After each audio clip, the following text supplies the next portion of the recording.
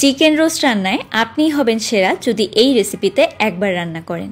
কাউকে এভাবে chicken roast একবার রান্না করে খাওয়ালে সে তো বিশ্বাসই করতে পারবে না এই চিকেন রোস্ট আপনি বাড়িতে তৈরি করেছেন। একেবারে হুবহু বিয়েবাড়ির বাবুর্চির রেসিপিতে আজকে আপনাদেরকে চিকেন রোস্ট রান্না করে দেখাচ্ছি। প্রথমে এখানে তেলের মধ্যে দারুচিনি, এলাচ আর তেজপাতা দিয়ে দিলাম। এখন এখানে 2টা চিকেন নিয়েছি। একটা চিকেনকে আমি 4 ভাগ করে নিয়েছি। এভাবে আমি 2টা চিকেন দিয়ে তারপর এখানে স্বাদ মতো লবণ দিয়ে দিলাম, মানে চিকেনটা ভাজার জন্য যতটুকু লবণ প্রয়োজন 1 চামচের মতো দিয়েছি। চিকেনটাকে কিন্তু ভালো করে ভেজে নিতে হবে, মোটামুটি যতক্ষণ না পর্যন্ত একটু সোনালি হয়ে আসে। তো তারপর এখানে পেঁয়াজের বেরেস্তা দিয়ে দিচ্ছি, আর পেঁয়াজ বেরেস্তা দেওয়ার পরে আরও কিছুক্ষণ একটু ভেজে নিয়ে এটাকে নামিয়ে রাখছি। তো এরপরে মশলাটা রেডি করে নিচ্ছি 2টা চিকেন রোস্টের জন্য। এখানে আমি মশলা নিয়ে নিলাম প্রায় 2 টেবিল চামচের মতো আদা বাটা, 2 টেবিল চামচের মতো রসুন বাটা দিয়ে দিব। তার সাথে এখানে 1 কাপের মতো দিয়ে দিচ্ছি টক দই, অবশ্যই ফ্যাটানো টক দই ব্যবহার করবেন, পানি ছাড়া। 1 টেবিল চামচ পরিমাণে পোস্ত দানা একটু পানি দিয়ে বেটে রেখেছিলাম, সেটা দিয়ে দিলাম। 1 চামচের মতো সাদা গোলমরিচের গুঁড়া, 1/2 চামচ জয়ত্রী গুঁড়া, আর তার সাথে 5টার মতো আলু বোখরা দিয়ে দিচ্ছি। এখন দিয়ে দিব এখানে খুব সামান্য পরিমাণে একটু টেস্টিং সল্ট, এটা অপশনাল, আপনার চাইলে না দিলেও হবে। স্বাদ মতো একটু লবণ দিয়ে দিচ্ছি।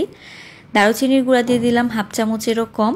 আর এখন দিয়ে দিব টমেটো সস এখানে ব্যবহার করেছি 1/2 কাপের মতো। এখন এই মশলাটাকে খুব সুন্দরভাবে কিন্তু মিশিয়ে দিতে হবে। আর অবশ্যই কিন্তু এখানে ব্যবহার করতে হবে শুকনা মরিচের গুঁড়া, সুন্দর একটা রঙের জন্য, তবে খুবই সামান্য, বেশি ব্যবহার করা যাবে না। তো এখন এই মশলাটাকে ভালোভাবে মিশিয়ে নিতে হবে। তারপর ওই যে ভেজে রেখেছিলাম চিকেনটা, তার মধ্যে আমি দিয়ে দিলাম মশলাটা। তো চুলার জালটা অন করে দিয়েছে এখন। তো এবার এই মশলা দিয়ে খুব ভালোভাবে কিছুক্ষণের জন্য চিকেনটাকে কিন্তু রান্না করে নিতে হবে। আর যেহেতু ঝাল আমি একেবারে কম দিয়েছি, তো এখানে কয়েকটা কাঁচামরিচ দিয়ে দিলাম। এই কাঁচামরিচ থেকে খুব সুন্দর একটা ফ্লেভার এবং ঝালটা এই চিকেন রোস্টে কিন্তু অ্যাড হয়ে যাবে। তো আবারও একটু নেড়েচেড়ে ভালো করে রান্না করে নিচ্ছি। আর এই পর্যায়ে একটা মশলা দেখিয়ে দিচ্ছি, মশলা বলতে বাদাম। এখানে 3 ধরনের বাদাম আছে, কাজু বাদাম, কাঠবাদাম এবং তার সাথে পেস্তা বাদাম। এটাকে একটু হালকা পানি দিয়ে কিন্তু ব্লেন্ড করে নিতে হবে। তো এখানে 1 কাপের মতো দুধ দিয়ে দিচ্ছি। আমি 2 টেবিল চামচ গুঁড়া দুধ একটু গরম পানি দিয়ে গুলিয়ে রেখেছিলাম, তারপর সেটাই দিয়ে দিচ্ছি। এই দুধটা দিয়েই কিন্তু চিকেনটা ভালো করে সেদ্ধ হয়ে যাবে। তো এখন চুলার জালটা মিডিয়াম লোতে রেখে চিকেনটাকে কিন্তু সেদ্ধ করে নিতে হবে ভালো করে। আর চিকেন ভালোভাবে সেদ্ধ হয়ে গেলেই কিন্তু রোস্টটা খেতে ভালো লাগবে। তো বাদামের যে পেস্টটা করে রেখেছিলাম সেটা দিয়ে দিলাম। তো এটা কিন্তু একেবারে লাস্টে দিবেন। যে কোনো রান্নায় বাদাম ব্যবহার করলে একদম শেষের দিকে দেওয়ার চেষ্টা করবেন, এতে করে কিন্তু স্বাদটা ভালো আসে। তো বাদামটা দিয়ে দেওয়ার পরে এখন ভালো করে নেড়ে মিশিয়ে নিচ্ছি। এখন উপরের দিকে তেলটা ভেসে ওঠা পর্যন্ত অপেক্ষা করব। তারপর এখানে ঘি দিয়ে দিলাম। এখানে আমি প্রায় 2 টেবিল চামচের মতো ঘি ব্যবহার করেছি।